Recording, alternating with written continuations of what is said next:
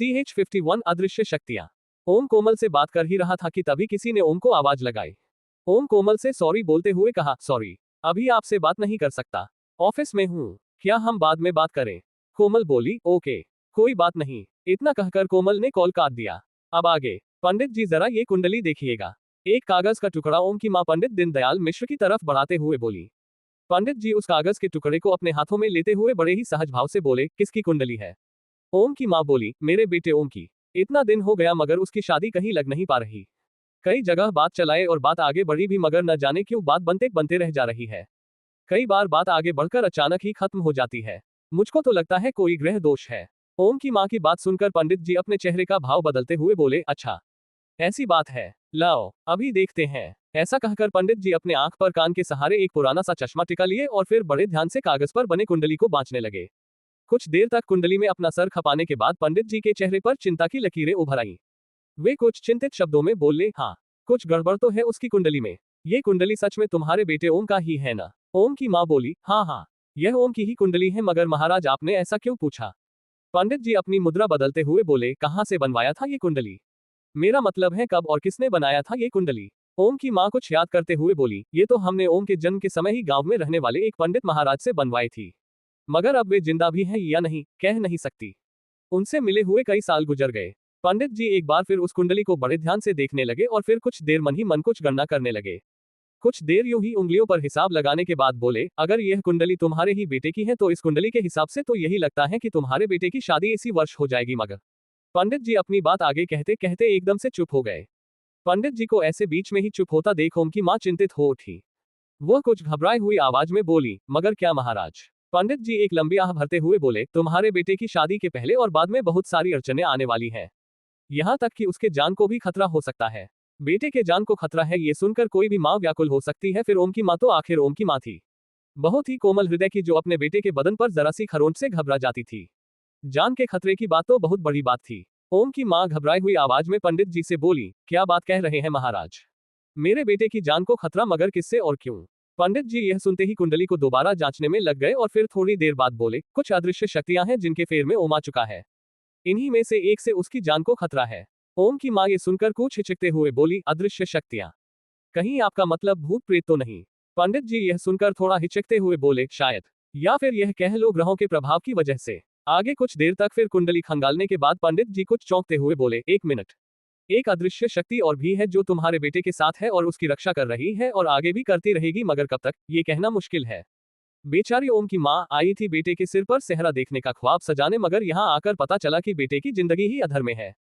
पंडित जी को उनका दक्षिणा देने के बाद बड़े मायूस मन से कुंडली को अपने हाथों में लेते हुए पंडित जी से निवेदन करते हुए बोली, पंडित जी आपने समस्या तो बता दी, अब इसका कुछ उपाय भी बता देते रो बड़ी कृपा होगी। पंडित जी बड़े गंभीर स्वर में बोले, इसके लिए अपने बेटे को मेरे पास लेकर आना। एक बार मैं उसके हाथों की रेखाएं जांचना चाहूंगा, उसके बाद ही कुछ उपाय बता सकता हूँ।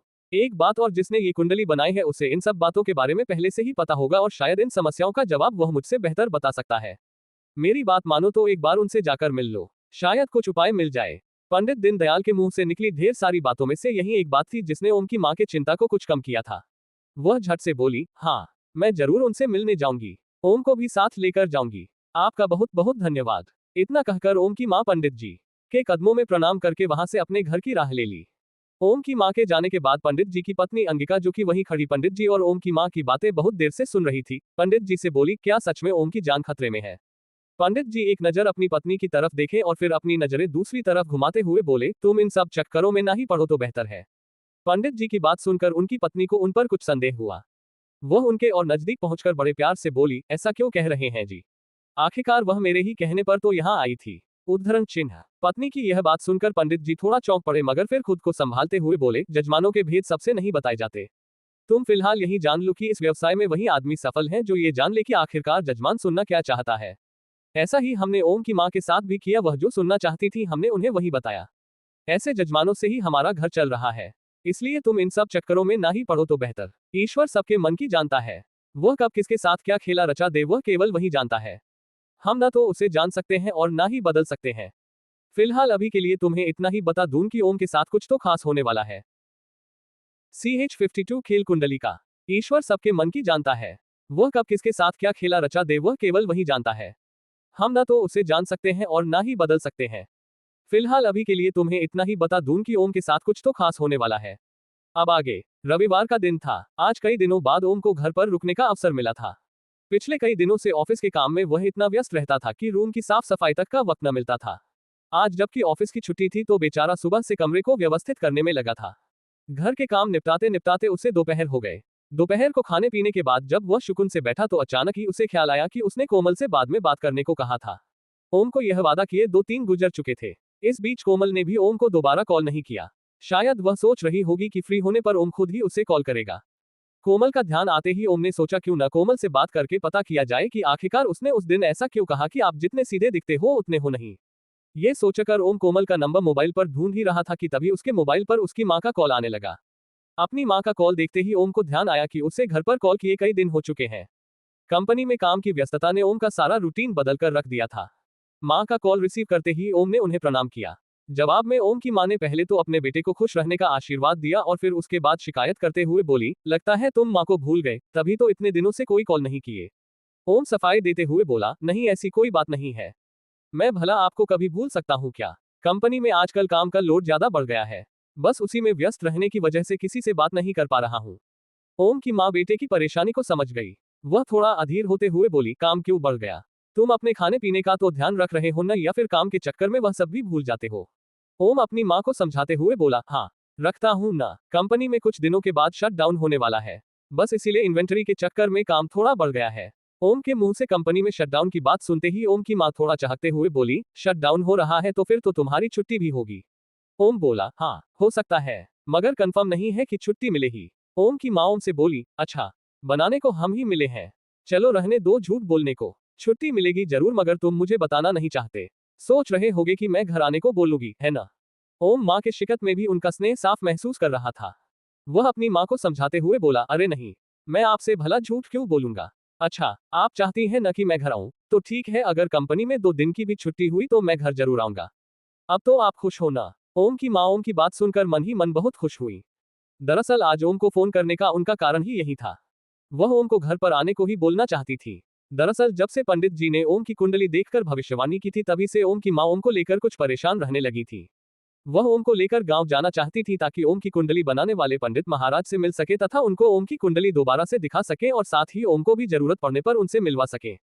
अब जबकि ओम ने खुद ही छुट्टी और घर आने की बात छेड़ दी तो उनका काम और भी आसान हो गया था। ओम की बात सुनकर ओम की मां बनावटी नाराजगी जताते हुए बोली, वो तो मैं देखूंगी। फिलहाल काम के चक्कर में अपनी सेहत का ध्यान रखना मत भूल जाना। खाने पीने में कोई लापरवाही नहीं होनी चाहिए। ओम अपनी मां को समझाते हुए बोला, ठीक है, मैं अपना ध्यान रखूंगा। आप बताओ घर पर सब लोग कैसे हैं? ओम की मां एक झटके में बोली, सब लोग ठीक हैं। थोड़ी देर चुप रहने के बाद वह दोबारा बोलना शुरू की, अरे हाँ, तुम्हें एक बात बतानी थी। सावी ने एक दिन फोन किया था और अपनी सहेली, अरब क्या नाम है उसका? हाँ कोमल। कोमल के बाम आप कुछ कह रही थी। अपनी मां के मुंह से कोमल का जिक्र सुनते ही ओम झट से बोला, क्या कह रही थी? ओम की मां थोड़े रूखेपन से बोली, अरे कहना क्या था, कह रही थी कि कोमल उस दिन की अपनी गलती के लिए बहुत शर्मिंदा है और आप लोगों सब माफी मांगना चाहती है। वह तुम्हारे साथ कोमल का रिश्ता करवाना चाहती है। मां की बातें सुनकर ओम बोला, तो आपने क्या कहा? ओम की मां थोड़ा इतराते हुए बोली, कहना क्या था, मैंने तो साफ मना कर दिया। मैंने कह दिया कि यह सब हमारे यहाँ नहीं होता। जब मन में आया लांछन लगा दिया और जब मन आया सॉरी बोल दिया। ये भी कोई बात हुई? मां की बातें सुनकर ओम बोला, आपने बिल्कुल ठीक किया। हालांकि ओम के मन में कुछ और ही चल रहा था, मगर उसे लगा कि अगर वह अपनी मां की बातों पर ऐतराज करेगा तो वह बुरा मान जाएंगी। ओम की बात सुनकर ओम की मां कुछ देर चुप रही, फिर थोड़ा हिचकिचाते हुए ओम से बोली, मैंने मना तो कर दिया था, मगर सावी के कहने पर मैंने बाद में हाँ कर दिया था। मेरे हाँ करने के बाद कोमल भी एक दिन मुझे फोन की थी और अपनी गलतियों के लिए माफी मांगने लगी। मेरा मन तो हुआ उसे खूब फटकार लगाऊं, मगर फिर उसके दिल से निकलने वाली बातें मेरा मन मोह ली और मैंने उसे माफ कर दिया। मगर हाँ, मैंने उससे बोल दिया है कि जब तक मेरा बेटा नहीं चाहेगा ये रिश्ता आगे नहीं बढ़ेगा। मैंने ठीक किया ना? ओम अपनी मां के मुंह से यह सारी बातें सुना तो वह एकदम से चौंक गया। उसे एकाएक समझ नहीं आया कि क्या जवाब दे। कुछ देर खामोश रहने के बाद वह धीरे से बोला, आप क्या चाहती हैं? आपको जो पसंद होगा वही होगा। मेरा क्या है, मैं तो कैसे भी गुजारा कर लूंगा। ओम की मां बोली, ऐसी कोई बात नहीं है। जब तक तू नहीं चाहेगा आगे कोई बात नहीं होगी। अच्छा अब मैं फोन रखती हूँ। तू अपना ख्याल रखना और किसी बात की चिंता मत करना। और हाँ, घर आना मत भूलना। ठीक है। जवाब में ओम ने कहा, ठीक है, जब घर आऊंगा तब इसके बारे में बात होगी। CH53 उसका क्या हाल है? ओम की मां बोली, ऐसी कोई बात नहीं है। जब तक तू नहीं चाहेगा आगे कोई बात नहीं होगी। अच्छा अब मैं फोन रखती हूँ। तू अपना ख्याल रखना और किसी बात की चिंता मत करना। और हाँ, घर आना मत भूलना। ठीक है। जवाब में ओम ने कहा, ठीक है। जब घर आऊंगा तब इसके बारे में बात होगी। अब आगे। ओम के घर आने के दूसरे दिन ही उसकी माँ उससे अपने गांव चलने को बोली।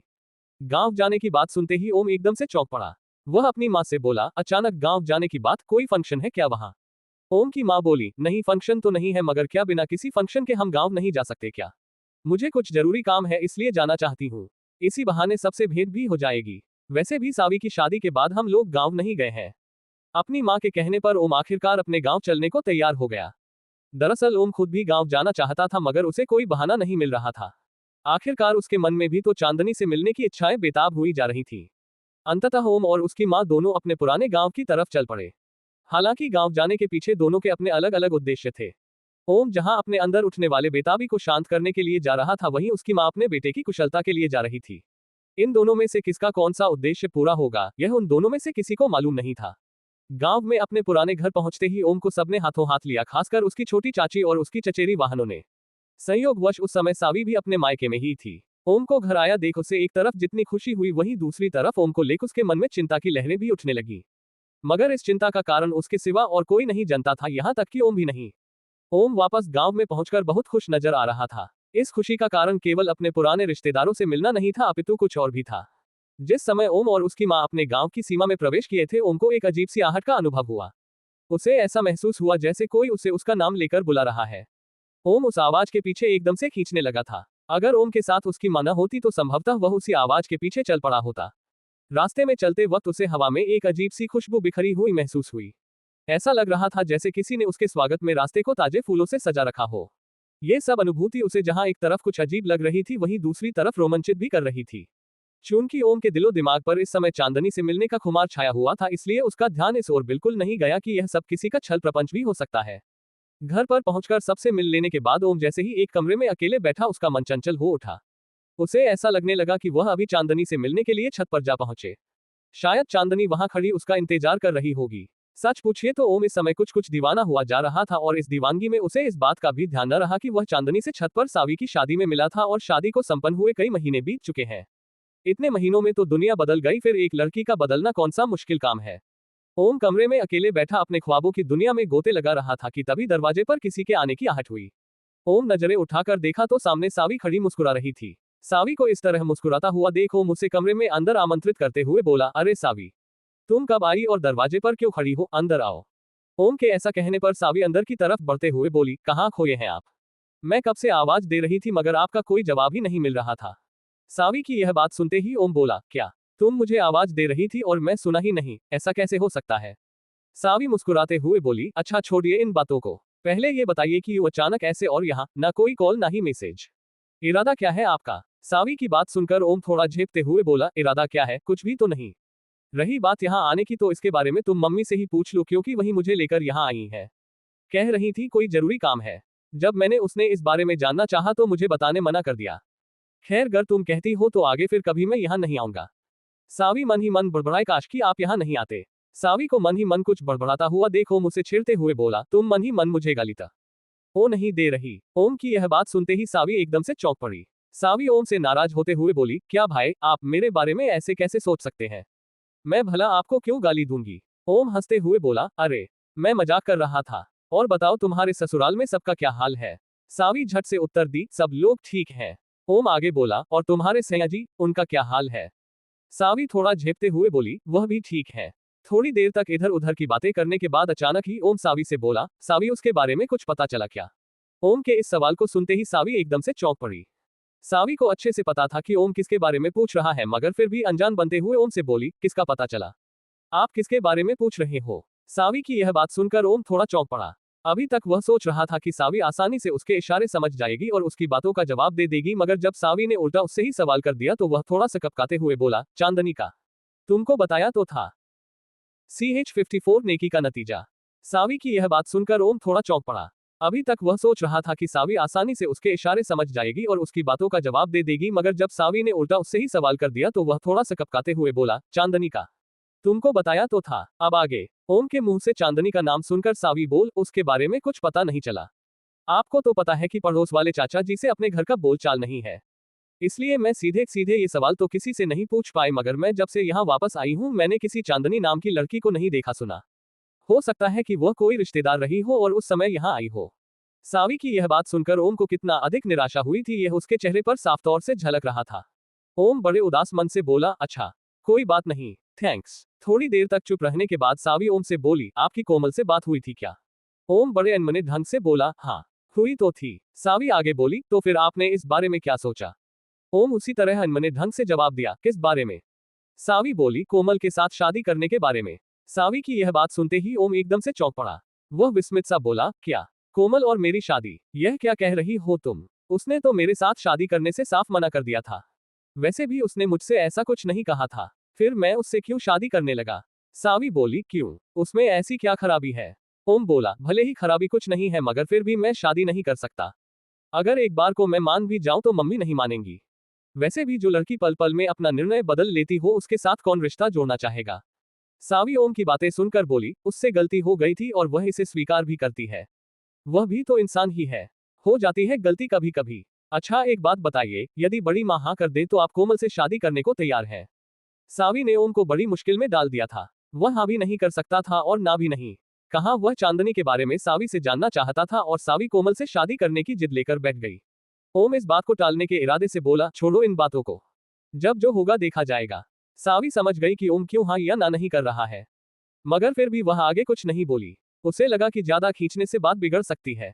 ओम की माँ गांव पहुंचने के बाद जो सबसे पहला काम की वह था ओम की कुंडली को पंडित को दिखाना। वह अपनी देवरानी को लिए हुए पंडित गिरधर महाराज के घर जा पहुंची। प्रेम की माँ ने अपनी देवरानी से पहले ही पूछ लिया था कि महाराज जी जीवित हैं या नहीं। जैसे ही ओम की माँ को पता चला कि महाराज जी अभी जीवित हैं उन्हें बहुत खुशी हुई। उन्हें लगा कि अब उनके बेटे के ऊपर आने वाली बला टल सकती है। पंडित जी के घर पहुंचकर दोनों औरतें सीधा गिरधर महाराज से मिली। गिरधर महाराज बहुत ही बुजुर्ग हो चुके थे मगर इतने भी नहीं कि किसी से कुछ बात ना कर सके। हालांकि थोड़ा ऊंचा जरूर सुनने लगे थे। दोनों औरतों को अपने पास आया हुआ देख महाराज उनके आने का कारण पूछे। महाराज जी की बहू ने उनको उन दोनों औरतों के आने का कारण बताया। कारण जानकार महाराज जी तुरंत अपना पोथी पत्रा लेकर आसन जमा लिए। महाराज के आसन जमाते ही दोनों औरतें उनके पास पहुंची। महाराज जी को प्रेम की कुंडली पकड़ाते हुए ओम की मां बोली, महाराज जरा ये कुंडली तो देखिए, कोई बाधा है क्या? लड़के की कहीं शादी नहीं लग रही। शहर में एक पंडित जी को दिखाया तो बताए कि लड़के को आने वाले दिनों में खतरा है। प्रेम की मां की यह बात सुनकर पंडित जी कुंडली को बड़े ध्यान से देखने लगे। कुछ देर तक कुंडली को देखने के बाद महाराज जी बोले, अरे, ये कुंडली तो मैंने ही बनाया था। उसी समय मुझे मालूम पड़ गया था कि तुम्हारा लड़का कोई साधारण लड़का नहीं है। महाराज जी की यह बात सुनकर दोनों औरतें आश्चर्य में पंडित जी की तरफ देखने लगी। प्रेम की मां महाराज जी से बोली, पंडित जी कुछ साफ साफ बताएंगे। पंडित जी बोले, तुम्हारा लड़का जग के कल्याण के लिए जन्म लिया है। वह लोगों की भलाई के लिए कुछ भी करने को तैयार रहता है। इसी भलाई करने के चक्कर में वह कभी कभी परेशानी में भी पड़ जाता है। प्रेम की मां बोली, महाराज जी क्या उसकी जान को उसकी शादी से कोई खतरा है? महाराज जी अपने आंख पर चढ़े चश्मे को ठीक करते हुए बड़े ध्यान से कुंडली को देखने लगे। कुछ देर तक गणना करने के बाद वह बोले, तुम्हारा लड़का इस समय है कहाँ? प्रेम की मां बोली, वह यही है, इसी गांव में। पंडित जी बोले, शादी का ओ लेकर कुछ अड़चने तो बन रही हैं। रही बात खतरे की तो खतरा तो है मगर जान पर नहीं। एक बार और तुम्हें उसको लेकर यहाँ नहीं आना चाहिए था। प्रेम की मां ये सुनते ही एकदम से चौंक पड़ी। वह कभी पंडित जी की तरफ तो कभी अपनी देवरानी की तरफ देखने लगी। मारे डर के उनका कलेजा बैठा जा रहा था। वह अपने दोनों हाथ जोड़कर पंडित जी से बोली, महाराज यह आप क्या कह रहे हैं? पंडित गिरधर महाराज बोले, उसके लिए खतरे की शुरुआत यहीं से होने वाली है और यदि मैं गलत नहीं हूं तो इसकी शुरुआत भी हो चुकी है। गिरधर महाराज की यह बात सुनते ही प्रेम की मां रुआंसी हो गई। वह निवेदन करते हुए बोली, महाराज इससे बचने का कोई उपाय? महाराज जी कुंडली को ध्यान से देखने के बाद बोले, इस विषय में मैं कुछ नहीं कर सकता। समय आने पर ईश्वर स्वयं ही उसकी रक्षा करेंगे। फिलहाल तुम एक काम करो। प्रेम की मां झट से बोली, क्या? महाराज जी बोले, लड़के को इन सब के बारे में कुछ मत बताना, वरना वह डर जाएगा और फिर खुद की रक्षा नहीं कर पाएगा। उसका इस विषय में न जानना ही उसकी सबसे बड़ी ताकत है। प्रेम की मां को यह बात किसी पहेली से कम नहीं लगी। वह घबराई हुई आवाज में बोली, मगर महाराज एक मां अपने बेटे को संकट में देखकर कैसे चुप रह सकती है? महाराज जी बोले, यही तो तुम्हारी परीक्षा है। विधाता की मर्जी के आगे किसका वश चला है? CH55 दीदार ए यार। प्रेम की मां को यह बात किसी पहेली से कम नहीं लगी। वह घबराई हुई आवाज में बोली, मगर महाराज एक मां अपने बेटे को संकट में देखकर कैसे चुप रह सकती है? महाराज जी बोले, यही तो तुम्हारी परीक्षा है। विधाता की मर्जी के आगे किसका वश चला है? अब आगे शाम का समय था। ओम बाजार से अकेले ही लौट रहा था। शायद किसी को बस स्टॉप तक छोड़ने गया था। लौटते वक्त वह जैसे ही पुराने तालाब को पार करके आगे बढ़ा, एकाएक उसकी गाड़ी बंद हो गई। ओम को लगा कि शायद गाड़ी में पेट्रोल खत्म हो गया होगा। जब उसने चेक किया तो सच में ऐसा ही हुआ था। बेचारा मायूसी में इधर उधर देखने लगा। जाते वक्त उसका ध्यान ही नहीं गया था कि गाड़ी रिजर्व में चल रही है। अभी भी घर तक पहुंचने में काफी दूरी बची थी। पेट्रोल खत्म होने का मतलब था कि घर तक गाड़ी को घसीट कर ले जाना। गाड़ी खींचकर ले जाने के ख्याल से ही ओम की हालत खराब हो गई। वह उसी जगह बैठकर किसी के आने जाने का इंतजार करने लगा। दरअसल ओम सोच रहा था कि अगर कोई गाड़ी वाला दिख जाए तो उसे थोड़ी बहुत पेट्रोल ले लेगा और फिर किसी तरह घर पहुंच जाएगा। कुछ देर तक इंतजार के बाद भी जब कोई दिखाई नहीं पड़ा तो ओम पैदल ही धीरे धीरे गाड़ी को लेकर चल पड़ा। अभी कुछ दूर ही पहुंचा था कि उसे ध्यान आया कि क्यों न घर पर ही फोन करके किसी से पेट्रोल मंगा ले। ऐसा ख्याल आते ही उसने तुरंत मोबाइल से घर पर कॉल किया और सारा माजरा बता दिया। घर से उसका चचेरा भाई पेट्रोल ले आने को तैयार हुआ। हालांकि ओम की घर पर बात हो चुकी थी, मगर फिर भी वह गाड़ी को लिए पैदल ही धीरे धीरे आगे बढ़ने लगा। तभी अचानक उसके कानों में किसी लड़की के हंसने की आवाज पहुंची। उस आवाज को सुनकर ओम को कुछ अजीब लगा, मगर फिर भी वह उस ओर ध्यान न देकर आगे बढ़ता रहा। थोड़ी देर बाद फिर किसी लड़की के खिलखिलाकर हंसने की आवाज ओम के कानों में पड़ी। उस हंसी को सुनकर ओम को एक बात तो समझ आ चुकी थी कि हंसने वाली ओम पर ही हंस रही थी। आखिरकार कौन है जो इस तरह मुझे देखकर हंस रहा है, ये जानने के लिए ओम जैसे ही अपनी नजर उठाकर उस ओर देखा जिधर से हंसने की आवाज आ रही थी, उसकी आंखें एकदम से खुली की खुली ही रह गईं। ओम ने कभी इस बारे में सोचा भी नहीं था कि उसके साथ ऐसा भी हो सकता है। दरअसल वह हंसने वाली लड़की कोई और नहीं बल्कि चांदनी थी। चांदनी को इस तरह अपने सामने देखकर ओम को सहसा अपनी आंखों पर विश्वास नहीं हुआ। वह अपनी आंखें मलने लगा। ओम को ऐसा करता देख चांदनी ओम से बोली, क्या हुआ? ऐसे क्या देख रहे हैं आप? ओम चांदनी से बोला, आप और यहाँ इस तरह। चांदनी बड़ी बेतकल्लुफ होते हुए बोली, क्यों? मुझे यहाँ नहीं होना चाहिए था क्या? ओम बोला, मेरा वह मतलब नहीं था। बड़ी हंसी आ रही है आपको हमें देखकर, और बताइए कैसे हैं आप? चांदनी बोली, अगर आपको हमारे हंसने से कोई ऐतराज हो तो कहिए, हम नहीं हंसेंगे। ओम थोड़ा सकपकाते हुए बोला, अरे नहीं, हमें क्यों ऐतराज होने लगा? वैसे बुरा ना मानिए तो क्या आपसे एक बात पूछ सकता? चांदनी बोली, हाँ हाँ पूछिए। ओम बोला, आप रहते कहाँ हो? मेरा मतलब है कि आपका घर कहाँ है? चांदनी बोली, मैं तो यहीं रहती हूँ। इसी गांव में मेरा घर है। क्यों? चांदनी ने जैसे ही कहा कि मेरा घर इसी गांव में है, प्रेम एकदम से चौंक पड़ा। उसे अचानक ही सावी की कही एक बात याद आ गई। इस पूरे गांव में चांदनी नाम की कोई लड़की नहीं रहती। चांदनी के क्यों के जवाब में ओम बोला, नहीं ऐसी कोई खास बात नहीं है। उस दिन शादी वाली रात के बाद आप कहीं दिखी नहीं इसलिए पूछा। चांदनी तुरंत बोली, मतलब क्या आप मुझे ढूंढ रहे थे? क्यों? ओम चांदनी के इस सवाल के जवाब में क्या कहे उसे कुछ समझ नहीं आ रहा था। चांदनी का कहना ठीक ही था। ओम उसे ही तो ढूंढ रहा था पिछले 2 दिनों से, मगर क्यों? ओम के पास शायद इस क्यों का कोई जवाब न भी था। इससे पहले कि ओम चांदनी को कुछ जवाब देता या फिर कोई और सवाल पूछता, सामने से उसका चचेरा भाई आता दिख गया। सामने से किसी को आता देख चांदनी वहां से यह कहते हुए चल पड़ी, मुझे जाना होगा। कोई आ रहा है। ओम का मन हुआ उसे जाने से रोक ले, मगर वास्तव में ओम ऐसा नहीं कर सकता था। वह झट से बोल पड़ा, फिर कब मिलना होगा और कहाँ? चांदनी बोली, जब आप चाहो मुझे याद कर लेना, नहीं तो फिर यहीं पर आ जाना। इतना कहकर चांदनी वहां से चल पड़ी और फिर पेड़ों की ओट से होती हुई लंबी झाड़ियों की ओट में छुप गई। चांदनी को इस तरह पेड़ों और झाड़ियों की ओट में छुपता हुआ देख ओम को थोड़ा अजीब लगा, मगर फिर उसे ध्यान आया कि हो सकता है उसके भाई के डर से चांदनी ने ऐसा किया ताकि ओम के भाई की नजर चांदनी पर ना पड़े। वैसे भी गांव में लड़कियों का किसी अनजान लड़के से बात करना बहुत बड़ा सवाल पैदा कर देता है, वह भी कई तरह के। ओम की नजरें तब तक उसी ओर लगी रही जब तक कि उसका चचेरा भाई ओम के बिल्कुल नजदीक पहुंचकर उसे टोक नहीं दिया, आप उधर क्या देख रहे हो भैया? जवाब में ओम बोला, कुछ नहीं, बस ऐसे ही इधर उधर पेड़ों को देख रहा था। ओम का चचेरा भाई बोला, आपने किसी से पूछा नहीं था क्या, ये वाली बाइक थोड़ी खराब है, यह ऐसे ही कहीं रुक जाती है? अपने भाई की बात सुनकर ओम बोला, मुझे पता नहीं था, मुझे तो लगा कि पेट्रोल खत्म होने की वजह से बंद हुई है।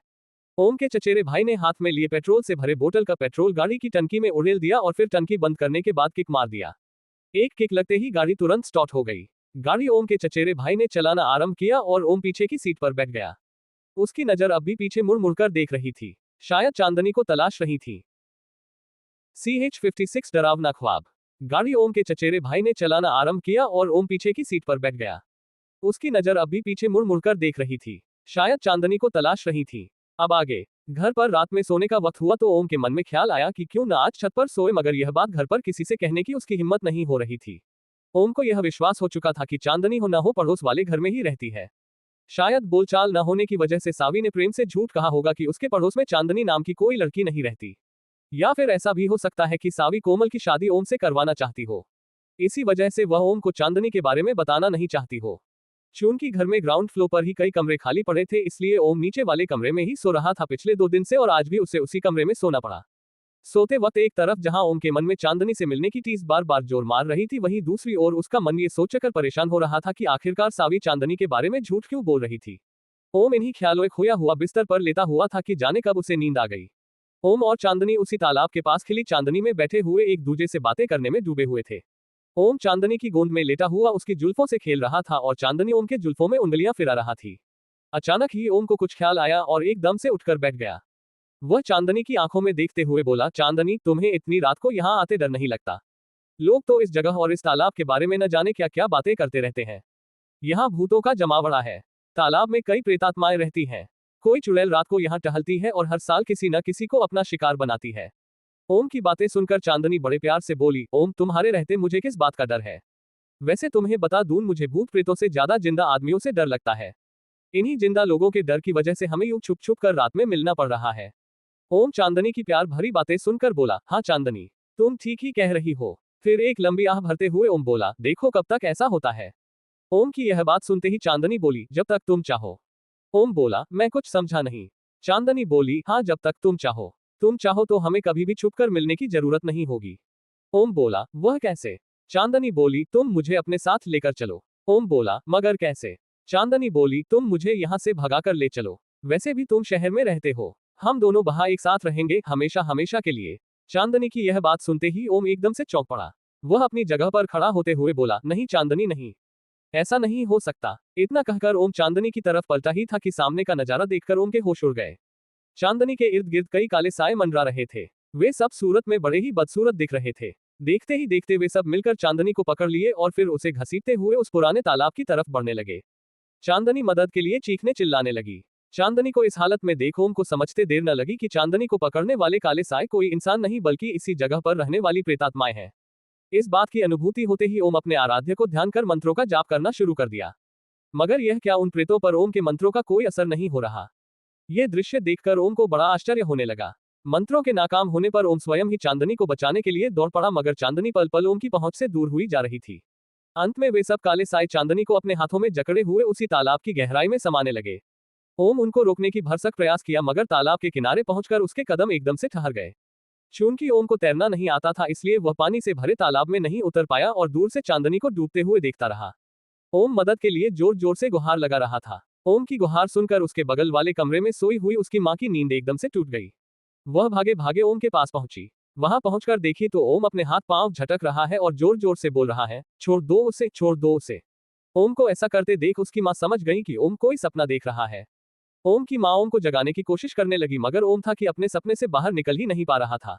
कोई और रास्ता ना देख ओम की मां ने बिस्तर के बंगाल वाली टेबल पर रखे पानी के लोटे को उठाकर ओम के ऊपर पानी उड़ेल दी। ऐसा होते ही ओम एकदम से उठकर बैठ गया।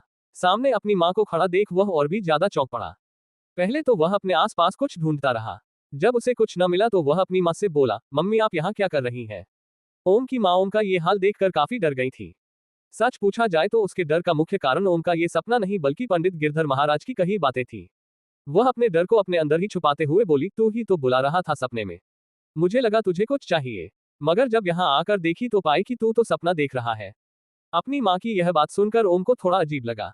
वह तसल्ली के लिए अपनी माँ से दोबारा बोला, सच में क्या मैं कोई सपना देख रहा था? उसकी माँ उसे प्यार से डांटते हुए बोली, कितना कहती हूँ कि गांव में अकेले इधर उधर मत घुमाकर, पड़ गई होगी किसी की कड़ी नजर। चल अच्छा, अब सो जा। ओम अपनी माँ का प्यार देखकर मुस्कुरा दिया और फिर धीरे से बोला, सॉरी मम्मी, आपको मेरी वजह से परेशान होना पड़ा।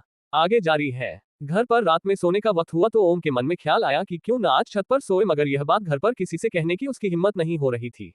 ओम को यह विश्वास हो चुका था कि चांदनी हो न हो पड़ोस वाले घर में ही रहती है। शायद बोलचाल न होने की वजह से सावी ने प्रेम से झूठ कहा होगा कि उसके पड़ोस में चांदनी नाम की कोई लड़की नहीं रहती। या फिर ऐसा भी हो सकता है कि सावी कोमल की शादी ओम से करवाना चाहती हो। इसी वजह से वह ओम को चांदनी के बारे में बताना नहीं चाहती हो। चूंकि घर में ग्राउंड फ्लोर पर ही कई कमरे खाली पड़े थे, इसलिए ओम नीचे वाले कमरे में ही सो रहा था पिछले 2 दिन से, और आज भी उसे उसी कमरे में सोना पड़ा। सोते वक्त एक तरफ जहां ओम के मन में चांदनी से मिलने की टीस बार बार जोर मार रही थी, वहीं दूसरी ओर उसका मन ये सोचकर परेशान हो रहा था कि आखिरकार सावी चांदनी के बारे में झूठ क्यों बोल रही थी। ओम इन्हीं ख्यालों में खोया हुआ बिस्तर पर लेटा हुआ था कि जाने कब उसे नींद आ गई। ओम और चांदनी उसी तालाब के पास खिली चांदनी में बैठे हुए एक दूजे से बातें करने में डूबे हुए थे। ओम चांदनी की गोंद में लेटा हुआ उसकी जुल्फों से खेल रहा था और चांदनी ओम के जुल्फों में उंगलियां फिरा रहा थी। अचानक ही ओम को कुछ ख्याल आया और एकदम से उठकर बैठ गया। वह चांदनी की आंखों में देखते हुए बोला, चांदनी, तुम्हें इतनी रात को यहाँ आते डर नहीं लगता? लोग तो इस जगह और इस तालाब के बारे में न जाने क्या क्या बातें करते रहते हैं। यहाँ भूतों का जमावड़ा है। तालाब में कई प्रेतात्माएं रहती हैं। कोई चुड़ैल रात को यहाँ टहलती है और हर साल किसी न किसी को अपना शिकार बनाती है। ओम की बातें सुनकर चांदनी बड़े प्यार से बोली, ओम, तुम्हारे रहते मुझे किस बात का डर है? वैसे तुम्हें बता दूं, मुझे भूत प्रेतों से ज्यादा जिंदा आदमियों से डर लगता है।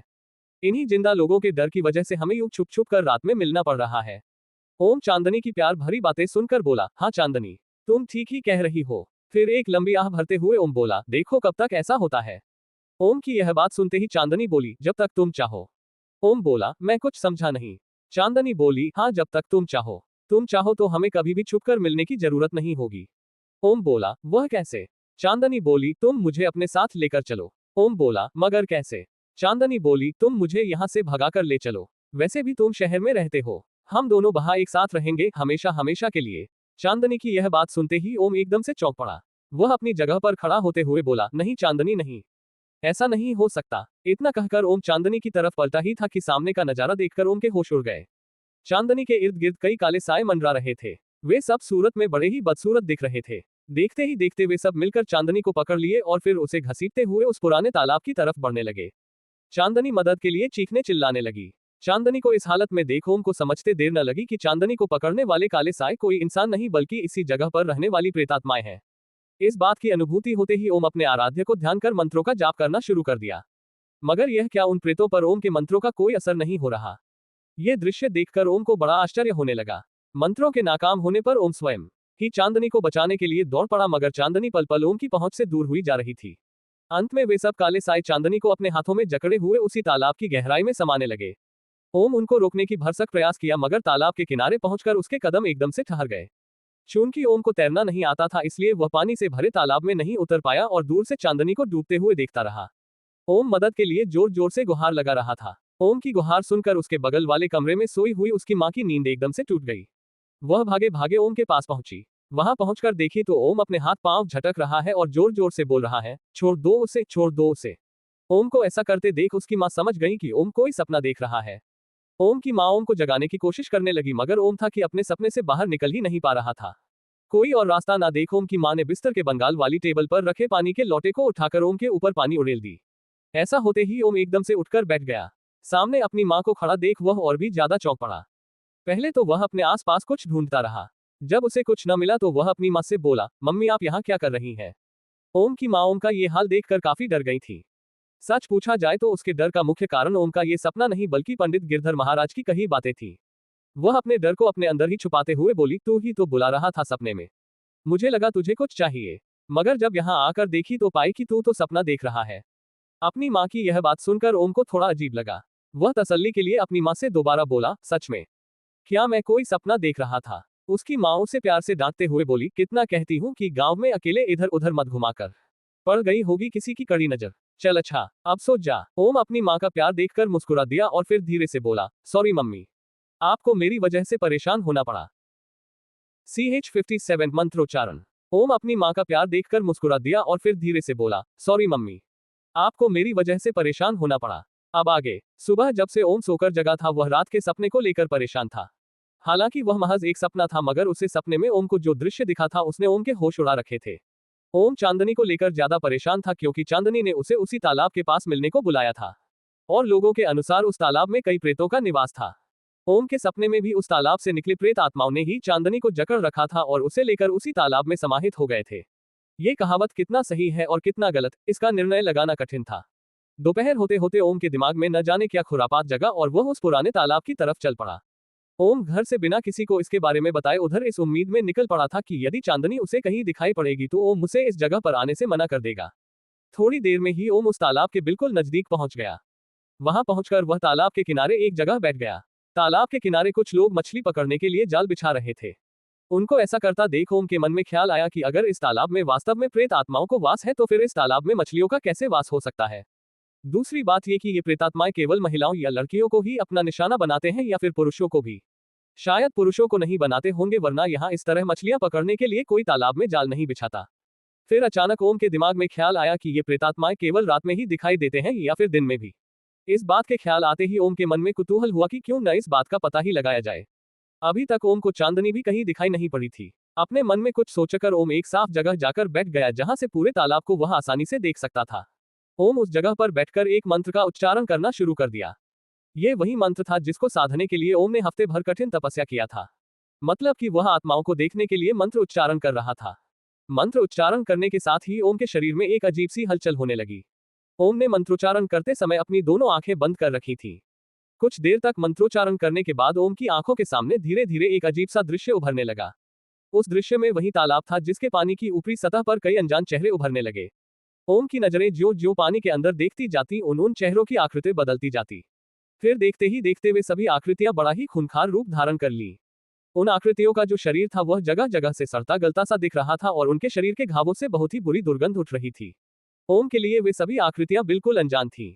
उन आकृतियों से हटता हुआ ओम की नजर तालाब के किनारे पर खड़े इमली के पेड़ पर जा पहुंची। उस इमली के पेड़ की डाली से एक लाश लटक रही थी।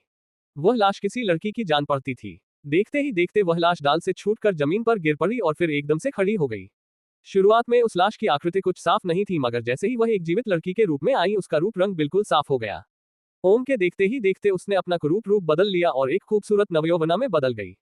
उस नवयौवना का रूप देखकर ओम बिल्कुल दंग रह गया। ओम उस रूप को पहले भी देख चुका था। आश्चर्य में ओम के मुंह से अनायास ही निकल पड़ा, नहीं, ऐसा नहीं हो सकता। इतना कहते ही ओम के जुबान से होने वाले मंत्रों का उच्चारण रुक गया और उसकी बंद आंखें एकदम से खुल गईं। आंखों के खुलते ही ओम की नजरों के सामने कुछ देर पहले उभर आया दृश्य एकदम से गायब हो गया। उसे सामने तालाब में हिलोरे खाती जल तरंगों के सिवा कुछ भी दिखाई नहीं दे रहा था। मछुआरे पानी में डाले हुए अपनी जाल को बाहर की तरफ खींच रहे थे। उस खिंचाव की वजह से जाल में फंसी मछलियां खुद को छुड़ाने ले लिए छटपटा रही थी। ओम के मुंह से सहसा एक नाम निकल पड़ा, चांदनी। ओम के मुंह से यह नाम निकलते ही ओम को अपने पीछे पायलों के छंछनाने की आवाज सुनाई पड़ी। पायलों की आवाज ने ओम का ध्यान अपनी ओर खींच लिया और ओम पीछे की ओर पलट गया। पलटकर ओम देखा तो उसके सामने एक लड़की खड़ी है। वह लड़की कोई और नहीं बल्कि चांदनी थी। चांदनी ओम को देखकर लगातार मुस्कुराई जा रही थी। चांदनी ओम को देखकर लगातार मुस्कुराई जा रही थी, मगर ओम को आज न जाने क्यों चांदनी को अपने सामने पाकर भी कोई खुशी नहीं हो रही थी। बल्कि ओम खुद यहाँ चांदनी से मिलने के लिए ही आया था। इसका कारण था अभी कुछ देर पहले का वह दृश्य जिसे ओम ने मंत्रोच्चारण के समय देखा था। उस दृश्य को देखने के बाद ओम के लिए यह निर्णय कर पाना मुश्किल हो रहा था कि यह चांदनी कोई सामान्य लड़की है या फिर वही आत्मा। ओम को कहीं खोया हुआ देखकर चांदनी उससे बोली, क्या हुआ, तुम कहाँ खोए हुए हो, क्या सोच रहे हो? चांदनी का ये सवाल सुनते ही ओम अपने ख्यालों की दुनिया से बाहर निकल आया। वह चौंकते हुए बोला, नहीं, कुछ भी तो नहीं। चांदनी बोली, नहीं, तुम कुछ तो जरूर सोच रहे हो, इसलिए तुमने मुझ पर ध्यान भी नहीं दिया। मैं तुम्हारे लिए कितना सज धज कर आई हूं, मगर तुमने न तो ध्यान दिया और न ही तारीफ की। चांदनी की बात सुनकर ओम ने एक भरपूर नजर चांदनी की तरफ देखा। वास्तव में आज चांदनी बहुत ही ज्यादा खूबसूरत नजर आ रही थी। ओम चांदनी की सुंदरता की तारीफ करते हुए बोला, मैं तुम्हारे इसी रूप को देखकर तो अपने होश संभाल नहीं पा रहा हूँ। मुझे समझ ही नहीं आ रहा है कि मैं किस तरह तुम्हारी तारीफ करूं। ओम की यह बात सुनकर चांदनी कुछ शर्माते हुए बोली, बातें बनाना तो कोई आपसे सीखे। आगे जारी है। सुबह जब से ओम सोकर जगा था वह रात के सपने को लेकर परेशान था। हालांकि वह महज एक सपना था, मगर उसे सपने में ओम को जो दृश्य दिखा था उसने ओम के होश उड़ा रखे थे। ओम चांदनी को लेकर ज्यादा परेशान था क्योंकि चांदनी ने उसे उसी तालाब के पास मिलने को बुलाया था और लोगों के अनुसार उस तालाब में कई प्रेतों का निवास था। ओम के सपने में भी उस तालाब से निकली प्रेत आत्माओं ने ही चांदनी को जकड़ रखा था और उसे लेकर उसी तालाब में समाहित हो गए थे। ये कहावत कितना सही है और कितना गलत, इसका निर्णय लगाना कठिन था। दोपहर होते होते ओम के दिमाग में न जाने क्या खुरापात जगा और वह उस पुराने तालाब की तरफ चल पड़ा। ओम घर से बिना किसी को इसके बारे में बताए उधर इस उम्मीद में निकल पड़ा था कि यदि चांदनी उसे कहीं दिखाई पड़ेगी तो ओम उसे इस जगह पर आने से मना कर देगा। थोड़ी देर में ही ओम उस तालाब के बिल्कुल नजदीक पहुंच गया। वहां पहुंचकर वह तालाब के किनारे एक जगह बैठ गया। तालाब के किनारे कुछ लोग मछली पकड़ने के लिए जाल बिछा रहे थे। उनको ऐसा करता देख ओम के मन में ख्याल आया कि अगर इस तालाब में वास्तव में प्रेत आत्माओं को वास है तो फिर इस तालाब में मछलियों का कैसे वास हो सकता है। दूसरी बात यह कि ये प्रेतात्माएं केवल महिलाओं या लड़कियों को ही अपना निशाना बनाते हैं या फिर पुरुषों को भी। शायद पुरुषों को नहीं बनाते होंगे, वरना यहाँ इस तरह मछलियां पकड़ने के लिए कोई तालाब में जाल नहीं बिछाता। फिर अचानक ओम के दिमाग में ख्याल आया कि ये प्रेतात्माएं केवल रात में ही दिखाई देते हैं या फिर दिन में भी। इस बात के ख्याल आते ही ओम के मन में कुतूहल हुआ कि क्यों न इस बात का पता ही लगाया जाए। अभी तक ओम को चांदनी भी कहीं दिखाई नहीं पड़ी थी। अपने मन में कुछ सोचकर ओम एक साफ जगह जाकर बैठ गया जहां से पूरे तालाब को वह आसानी से देख सकता था। ओम उस जगह पर बैठकर एक मंत्र का उच्चारण करना शुरू कर दिया। ये वही मंत्र था जिसको साधने के लिए ओम ने हफ्ते भर कठिन तपस्या किया था। मतलब कि वह आत्माओं को देखने के लिए मंत्र उच्चारण कर रहा था। मंत्र उच्चारण करने के साथ ही ओम के शरीर में एक अजीब सी हलचल होने लगी। ओम ने मंत्रोच्चारण करते समय अपनी दोनों आंखें बंद कर रखी थी। कुछ देर तक मंत्रोच्चारण करने के बाद ओम की आंखों के सामने धीरे धीरे एक अजीब सा दृश्य उभरने लगा। उस दृश्य में वही तालाब था जिसके पानी की ऊपरी सतह पर कई अनजान चेहरे उभरने लगे। ओम की नजरें ज्यों ज्यों पानी के अंदर देखती जाती उन चेहरों की आकृति बदलती जाती। फिर देखते ही देखते वे सभी आकृतियां बड़ा ही खूंखार रूप धारण कर ली। उन आकृतियों का जो शरीर था वह जगह जगह से सड़ता गलता सा दिख रहा था और उनके शरीर के घावों से बहुत ही बुरी दुर्गंध उठ रही थी। ओम के लिए वे सभी आकृतियां बिल्कुल अनजान थीं। उन आकृतियों से हटता हुआ ओम की नजर तालाब के किनारे पर खड़े इमली के पेड़ पर जा पहुंची। उस इमली के पेड़ की डाली से एक लाश लटक रही थी। वह लाश किसी लड़की की जान पड़ती थी। देखते ही देखते वह लाश डाल से छूटकर जमीन पर गिर पड़ी और फिर एकदम से खड़ी हो गई। शुरुआत में उस लाश की आकृति कुछ साफ नहीं थी, मगर जैसे ही वह एक जीवित लड़की के रूप में आई उसका रूप रंग बिल्कुल साफ हो गया। ओम के देखते ही देखते उसने अपना रूप बदल लिया और एक खूबसूरत नवयौवना में बदल गई। उस नवयौवना का रूप देखकर ओम बिल्कुल दंग रह गया।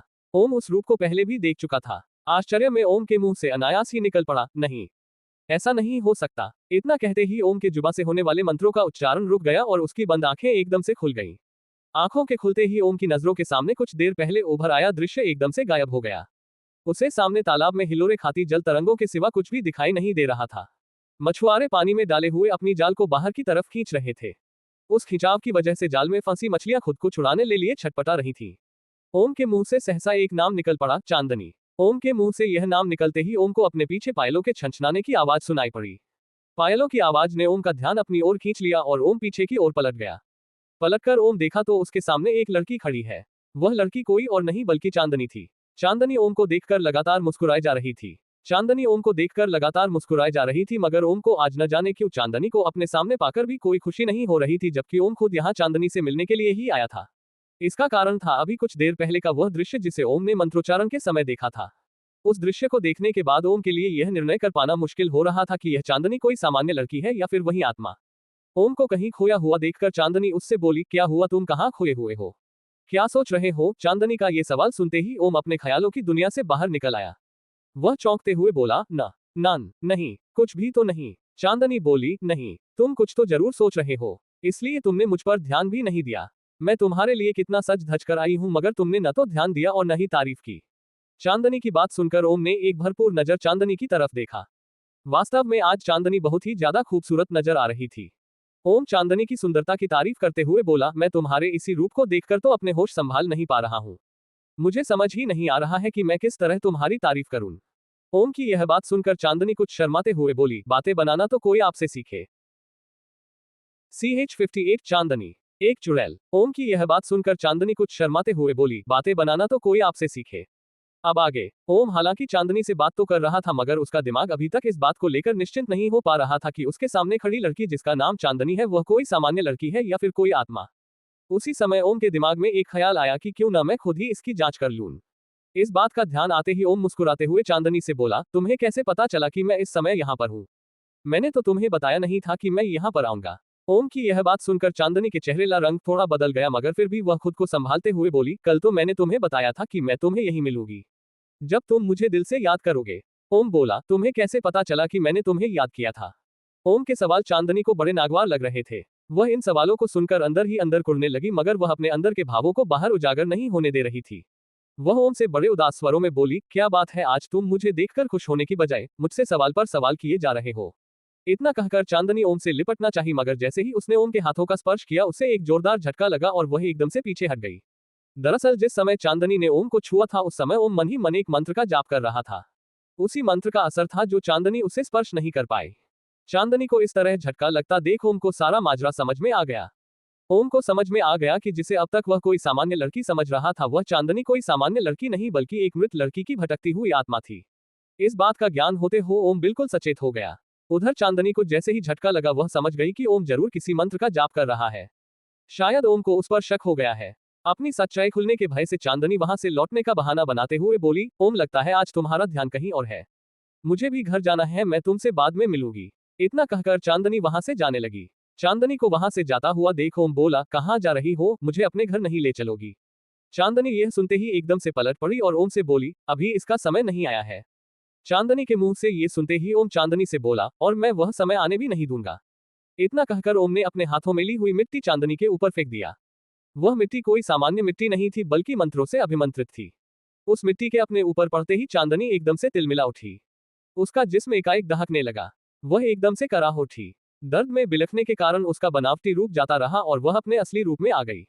अपने असली रूप में आते ही वह दहाड़ उठी, मैं तुम्हें अब ऐसे नहीं छोड़ूंगी। मैंने तुम्हारा वरण कर लिया है। मैं तुमसे शादी करके रहूंगी। मुझे ऐसा करने से कोई नहीं रोक सकता। तुम मेरी शक्तियों को जानते नहीं हो। चांदनी का असली रूप देखकर एक बार तो ओम के भी हाथ पांव फूल गए, मगर दूसरे ही पल वह खुद को संभालते हुए चांदनी से बोला, तू एक पापी आत्मा है। मैं तुझे अभी तेरे अंजाम तक पहुंचा देता मगर मैं ऐसा नहीं करूंगा। मैं चाहता हूं कि तू इस योनि से मुक्त हो जाए मगर ये तभी संभव है जब तू अपनी इच्छाएं त्याग दे। इसलिए मैं तुझे कुछ मोहलत देता हूं। जा यहां से चली जा और दोबारा ऐसा छल किसी के साथ मत करना जैसा तुमने मेरे साथ करने की कोशिश की है। जा, तुझे मैं अभी छोड़ रहा हूं। चांदनी ओम की बातें सुनकर एकदम तैश में बोली, तू अभी मेरी शक्तियों को नहीं जानता। तुझे क्या लगता है एक मंत्र का जाप मुझे तुझ तक पहुंचने से रोक देगी? कभी नहीं। तू अब बस मेरा है। हम दोनों के बीच में अब कोई नहीं आ सकता। मैं किसी को आने नहीं दूंगी। अब मैं तुझसे विवाह रचा कर ही रहूंगी। हर अल्फाज के साथ चांदनी का रूप और भी विकराल हुआ जा रहा था। चांदनी की बातें सुनकर ओम को समझ आ गया कि चांदनी ऐसे नहीं मानेगी। इसलिए ओम ने दोबारा मंत्रों का जाप करना शुरू किया और फिर अपने हाथ में बंधे धागे को खोलकर उसे लेकर उस इमली के पेड़ की तरफ बढ़ गया। ओम को इमली के पेड़ की तरफ बढ़ता हुआ देख चांदनी को कुछ अचंभा हुआ। उसे माजरा कुछ समझ नहीं आया। असल माजरा समझने के लिए वह भी ओम के पीछे चल पड़ी। पेड़ के नीचे पहुंचकर ओम ठहर गया और फिर कुछ देर बाद उस पेड़ के जड़ से कुछ मिट्टी खुरचने लगा। ओम को ऐसा करता देख चांदनी को समझ आ गया कि वास्तव में ओम करना क्या चाहता है। वह ओम को रोकने के लिए उसकी तरफ एकदम से झपट पड़ी। चांदनी को अपनी तरफ झपटते देख ओम एकदम से चौकन्ना हो गया। वह चांदनी के वार सब बच निकला और चांदनी जाकर एकदम से पेड़ से चिपक गई। ओम को इसी मौके का इंतजार था। वह झट से अपने हाथों में लिए धागे को अभिंत्रित करके पेड़ के चारों ओर लिपटना आरंभ कर दिया। ओम को ऐसा करता देख चांदनी एकदम से गिड़गिड़ा उठी, मुझे छोड़ दो। मुझे ऐसे यहाँ कैद मत करो। मैं किसी को नुकसान नहीं पहुंचाऊंगी। दरअसल प्रेम का इस पेड़ के पास आने का उद्देश्य ही यही था ताकि वह चांदनी को इस पेड़ के पास ला सके और उसे इस पेड़ पर लाकर कैद कर सके ताकि वह किसी और को कभी कोई नुकसान न पहुंचा सके। चांदनी के विलाप को सुनकर ओम उससे बोला, मैं चाहता तो तुम्हें सदा के लिए कैद कर सकता था मगर मैंने तुम्हें बस तब तक के लिए यहाँ कैद किया जब तक कि तुम्हारे मन से वासना भरी इच्छाओं का नाश नहीं हो जाता। जिस तुम्हारे मन से वासना का नाश हो जाएगा तुम खुद ही यहाँ के हर बंधन से मुक्त हो जाओगी। उद्धरण चिन्ह। इतना कहकर ओम ने पेड़ से लपटे धागे में गांठ मार दी और फिर बिना पीछे मुड़े वहां से लौट पड़ा। CH-59 तालाब की घटना, सच या फसाना। चांदनी के विलाप को सुनकर ओम उससे बोला, मैं चाहता तो तुम्हें सदा के लिए कैद कर सकता था मगर मैंने तुम्हें बस तब तक के लिए यहाँ कैद किया जब तक कि तुम्हारे मन से वासना भरी इच्छाओं का नाश नहीं हो जाता। जिस तुम्हारे मन से वासना का नाश हो जाएगा तुम खुद ही यहाँ के हर बंधन से मुक्त हो जाओगी। उद्धरण चिन्ह। अब आगे। चाची, अरे वो चाची। विक्रम आवाज लगाता हुआ घर में प्रवेश किया। विक्रम सावी के बगल वाले मकान में रहता था। वह सावी के बड़े दादाजी के लड़के का लड़का था। विक्रम की आवाज सुनकर सावी की मां आंगन में आई और विक्रम से बोली, क्या है विक्रम, क्यों बुला रहा था? सावी की मां को सामने खड़ा देखकर विक्रम कुछ घबराई हुई आवाज में बोला, चाची, बड़की चाची नहीं है क्या? उनसे कुछ बात करनी थी। विक्रम की घबराई हुई आवाज सुनकर सावी की मां बोल, क्या हुआ, तू इतना घबराया हुआ सा क्यों है? दीदी घर में ही है, शायद अपने कमरे में होंगी। तू बैठ, मैं उन्हें अभी बुलाती हूँ। इतना कहकर सावी की मां ओम की मां को बुलाने के लिए उनके कमरे की तरफ चल पड़ी। विक्रम आंगन में रखे लड़की की तख्त पर बैठकर बड़की चाची के आने का इंतजार करने लगा। उसी समय आंगन में ओम ने प्रवेश किया। ओम को वहां आया देख विक्रम की घबराहट अचानक ही बढ़ गई। उसकी सांसें तेजी से अंदर बाहर होने लगी। विक्रम मारे घबराहट के ओम की तरफ देख भी नहीं पा रहा था। विक्रम को ओम पहले जानता था। विक्रम को आंगन में बैठा हुआ देखकर ओम उसके पास पहुंच गया और उससे बोला, आप किसी का इंतजार कर रहे हो क्या? ओम की बातें सुनकर विक्रम घबराई हुई आवाज में बोला, न नहीं तो। हाँ हाँ। जिस समय विक्रम ओम के सवाल का जवाब दे रहा था उसी समय ओम की मां भी वहां पहुंच गई। आंगन में पहुंचते ही वहां ओम को खड़ा देख ओम की मां उससे शिकायत करते हुए बोली, तू कहाँ लापता है? दोपहर से शाम हो गई मगर तुम्हारा कुछ खबर ही नहीं है। ओम अपनी मां के बिल्कुल नजदीक पहुंचकर धीरे से बोला, कहीं नहीं, बस ऐसे ही घूमते टहलते बाजार की तरफ चला गया था। बाजार का नाम सुनते ही ओम की मां ओम से बोली, इतनी दूर अकेले और वह भी पैदल? पागल तो नहीं हो गए हो? ओम अपनी मां से बोला, जी नहीं, मैं पागल नहीं हुआ हूँ, बस आप थोड़ा ज्यादा चिंता करने लगी हैं। इतना कहकर ओम अपने कमरे की तरफ चल दिया। ओम के वहां से जाते ही ओम की मां विक्रम के पास पहुंची और उससे बड़े प्यार सब बोली, हाँ विक्रम, कहो क्या कहना चाहते हो? ओम संशय भरी निगाहों सब उस ओर देखने लगा जिस ओर ओम गया था। ओम को उधर से न लौटता देख विक्रम धीरे से बोला, बड़की चाची ओम के बारे में आपसे कुछ जरूरी बात करनी थी। ओम की माँ ओम को लेकर पहले से ही कुछ चिंतित रहने लगी थी। अब विक्रम के मुंह से ओम के बारे में कुछ जरूरी बात करने को सुनने के बाद उनकी चिंता और भी ज्यादा बढ़ गई। विक्रम की बात सुनते ही वह कुछ घबराई हुई सी बोली, हाँ हाँ कहो क्या कहना चाहते हो। विक्रम इधर उधर नजर दौड़ाने के बाद धीरे से बोला, चाची ओम की तबीयत ओबियत तो ठीक है ना। ओम की माँ तुरंत बोल पड़ी, हाँ हाँ तबीयत तो बिल्कुल ठीक है। ऐसा क्यों पूछ रहे हो। विक्रम कुछ सकुचाते हुए बोला, मैंने उसे अकेले में कुछ बड़बड़ाते हुए सुना और देखा। ओम की माँ बोली, क्या बड़बड़ा रहा था और कहाँ। विक्रम बोला, मैंने कल भी पुराने तालाब के पास उसे बड़बड़ाते हुए देखा था। दूर से देखने से तो ऐसा लगा कि जैसे वह किसी सब बात कर रहा हो, मगर जब ध्यान से देखा तो वह अकेले ही था।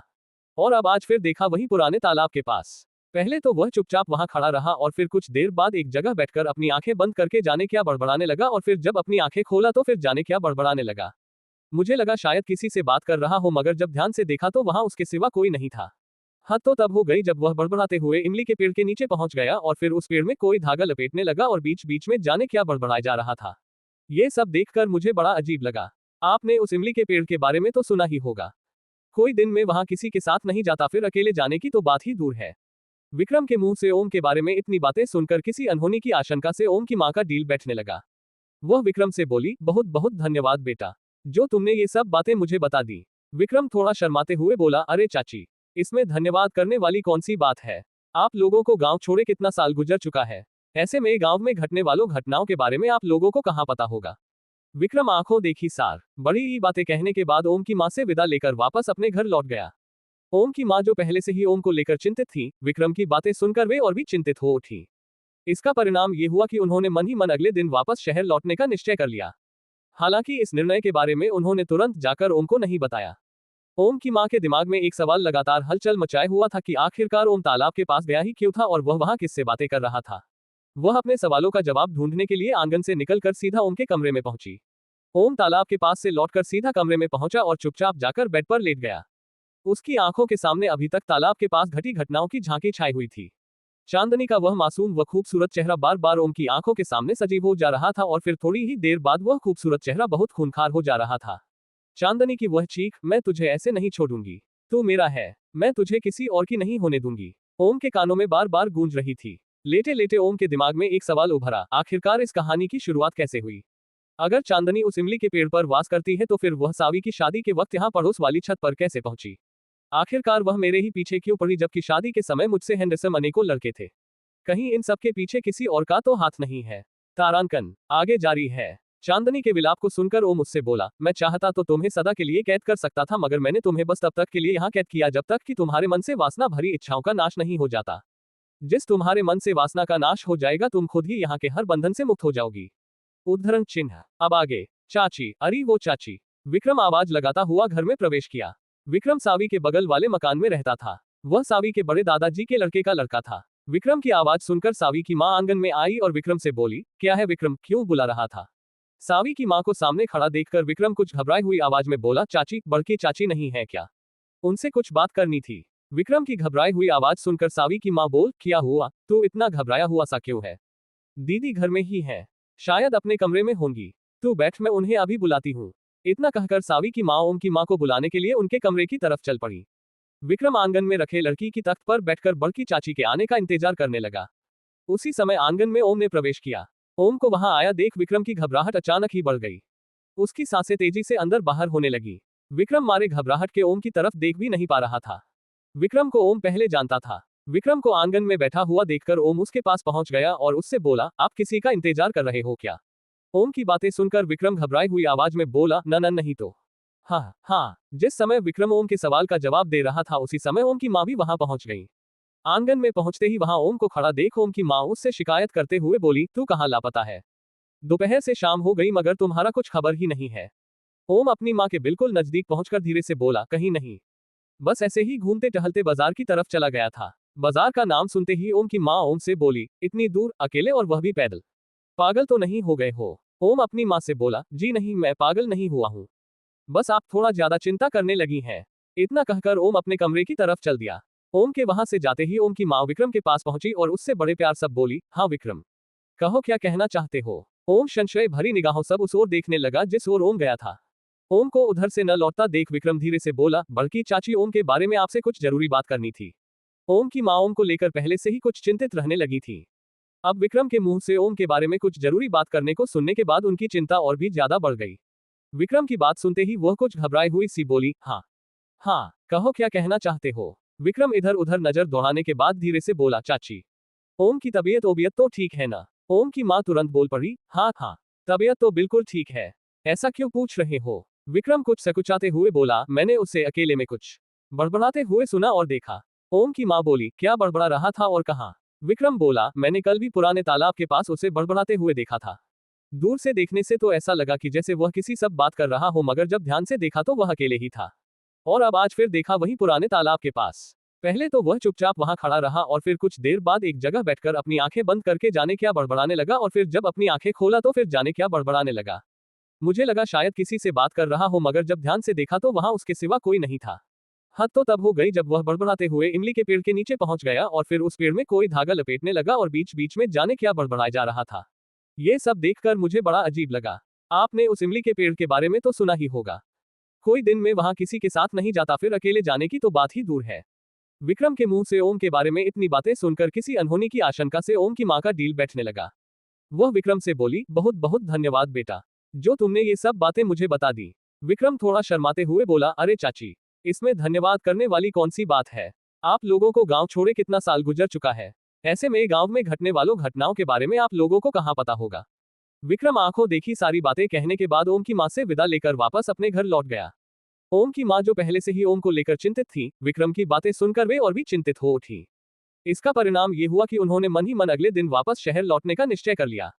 हालांकि इस निर्णय के बारे में उन्होंने तुरंत जाकर ओम को नहीं बताया।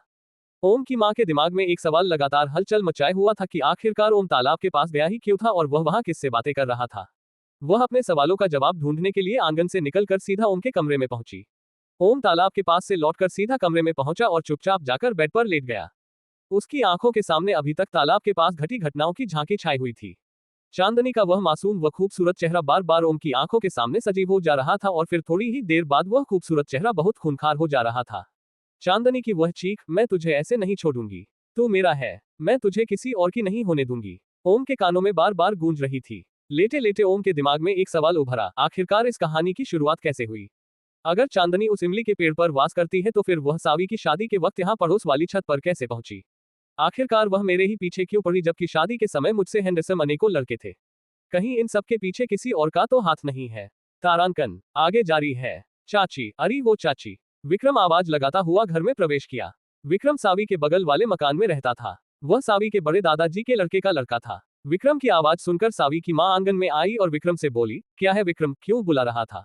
सावी की मां को सामने खड़ा देखकर विक्रम कुछ घबराई हुई आवाज में बोला, चाची, बड़की चाची नहीं है क्या, उनसे कुछ बात करनी थी। विक्रम की घबराई हुई आवाज सुनकर सावी की मां बोल, क्या हुआ, तू इतना घबराया हुआ सा क्यों है।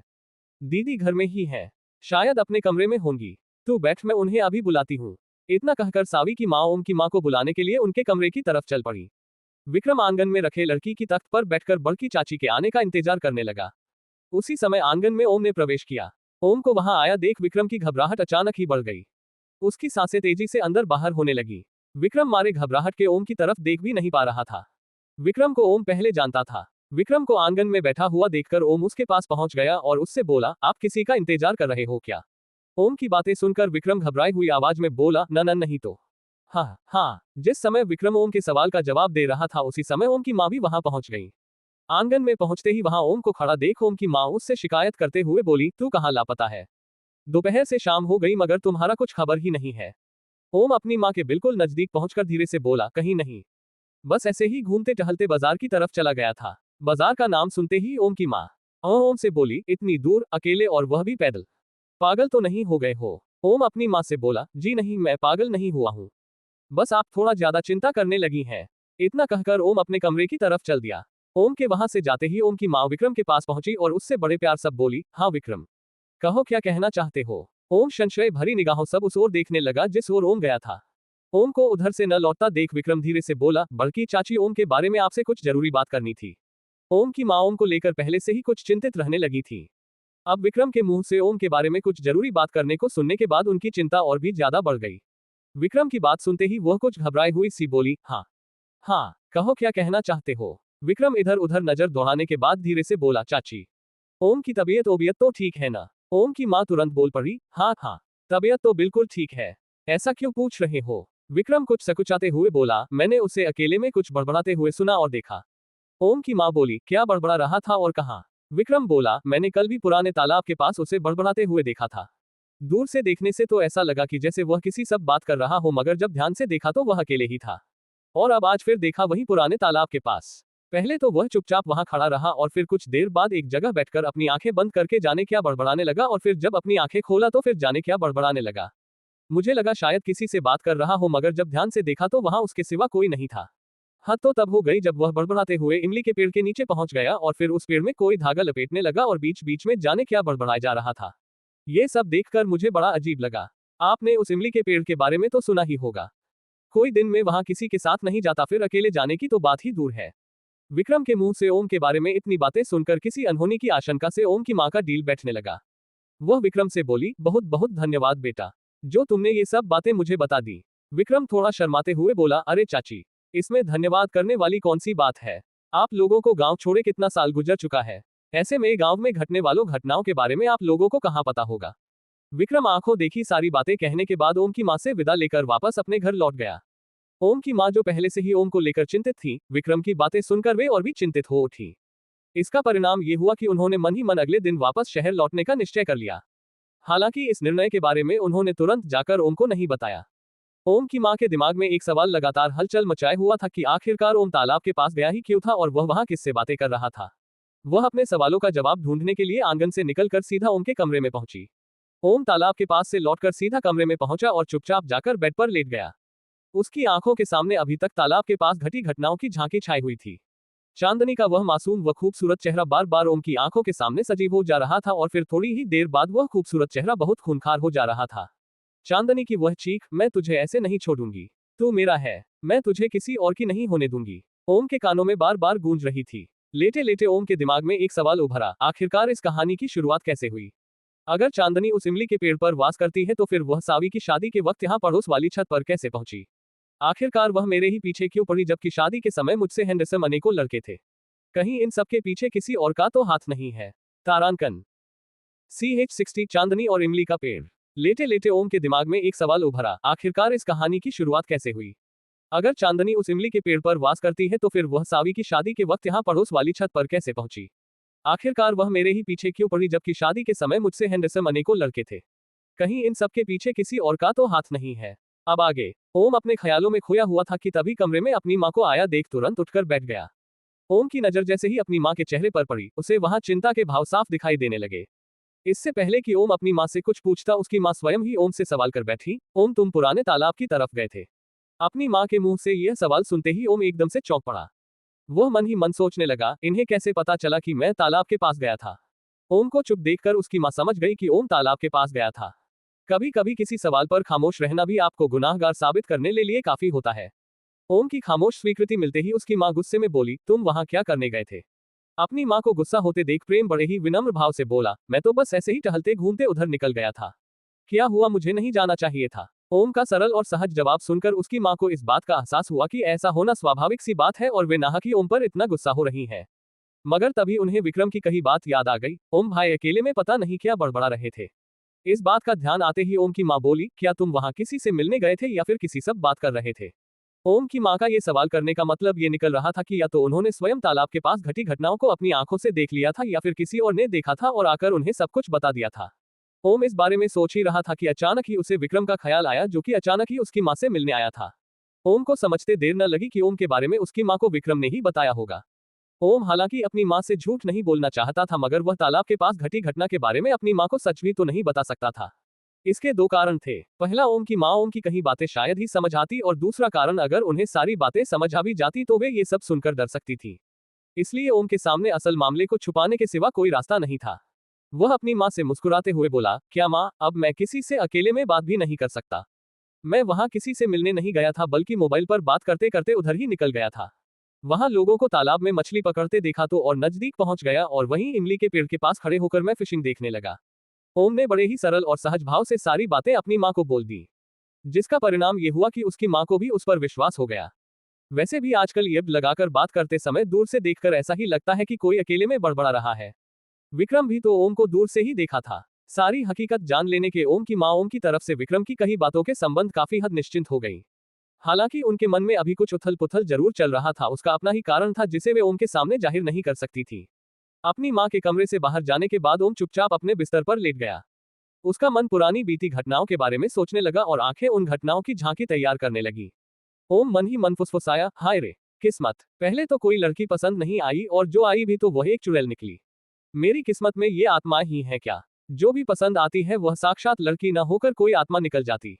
पहले श्रेया और अब ये चांदनी। इसी बीच अचानक ही ओम को कोमल का ख्याल आया। कोमल का ख्याल आते ही ओम अपने अंदर का सारा भड़ास कोमल पर ही निकाल दिया। एक जीती जागती लड़की पसंद भी आई तो उसके अपने ही नखरे थे। पहले तो सीधे मुंह बात ही नहीं की और अब पीछे पड़ी है। शाम को खाना खाने के बाद ओम की मां उसके कमरे में आई और बोली, कल सुबह हम लोग वापस घर चलेंगे, इसलिए जल्दी जग जाना। ओम तुरंत बोला, ठीक है। मां के जाने के बाद ओम बिस्तर पर लेटा ही था कि तभी कमरे में सावी आ गई।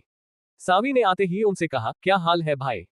सुना है कल आप वापस जा रहे हो। सावी की बता सुनकर ओम बोला, हाँ, कल वापस जाना है। वैसे भी ऑफिस की छुट्टियां खत्म होने वाली हैं। वापस गुड़गांव भी तो जाना है। सावी बोली, हाँ सो तो है। तो फिर आगे क्या सोचा है आपने? सावी की बातें ओम को कुछ रहस्यमयी जान पड़ी। हालांकि ओम यह अच्छी तरह समझ रहा था कि सावी किस बारे में पूछना चाहती है, मगर फिर भी ओम अनजान बनते हुए बोला, किस बारे में? सावी बोली, किस बारे में से क्या मतलब? आपको बताया तो था, अपनी आगे की लाइफ के बारे में, शादी के बारे में, कोमल के बारे में। अरे हाँ, याद आया, आपकी चहेती, क्या नाम था उसका? अरे हाँ, याद आया, चांदनी। उसके बारे में कुछ पता चला क्या? सावी के मुंह से चांदनी का नाम सुनते ही ओम एकदम से चौंक पड़ा। उसके मुंह से कोई शब्द नहीं निकला। ओम को खामोश देखकर सावी बोली, एक बात पूछूं, आप सच सच बताएंगे? ओम बोला, क्या? सावी कुछ हिचकिचाते हुए बोली, आप यहाँ चांदनी की तलाश में आए थे ना?